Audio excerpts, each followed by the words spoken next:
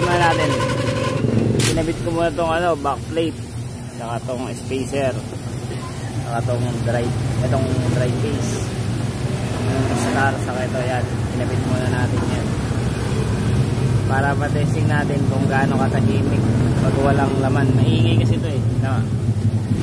Ayan o, tahimik, walang maingay kapag walang laman. Ayan, diba? Ito yung suspecha ko. Ayan o, yung may na yan, lagyan natin ng grasa para tignan natin kung sumasaya dyan. Ay, kakabit ko to tingnan nyo yung ingay. Sabi natin, patayin muna natin. Ito yung hinahanap natin kapag walang, diba, walang crankcase, walang ingay. Pero pag may crankcase cover, ang ingay. Ayan o, nalagay ko na yung isa. Grabe. Diba? Patayin muna natin. Tanggalin din natin tong crankcase. Ayan. So dun sa nilagyan natin ng grasa, yung unang suspecha natin na may gas-gas, wala dyan. Kasi yung grasa na nilagay ko, hindi nagalaw eh. Ganun pa rin yung forma. So hindi dyan yung gas-gas. Eto. Ayan. Itong maliit na yun, oh, sumasabit dito.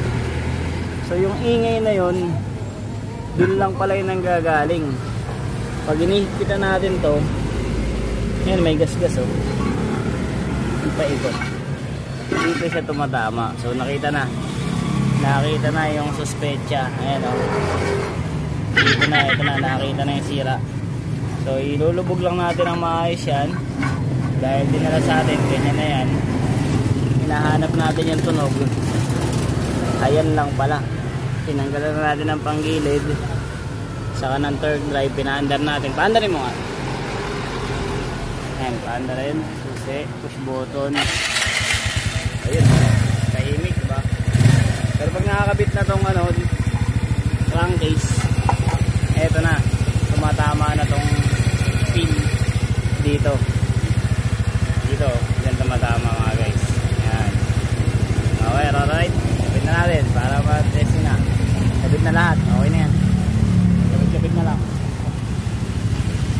Okay, push button. Ayan, nailubog na natin. Push button. Okay, paanda rin. Ayan, okay na. Birit. Okay. Wala pa ulit yung tapat. Pinapit lang natin ng maayos yung pin nya. Okay na. Okay, baklas na. Tapos kabit na lahat ng panggilid. Baklas.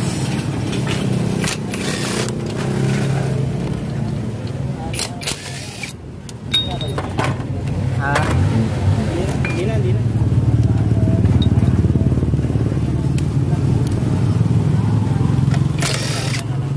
Oo. Yan, tanggalin mo. Isa, dalawa. Ano pa isa? Tatlo. Okay.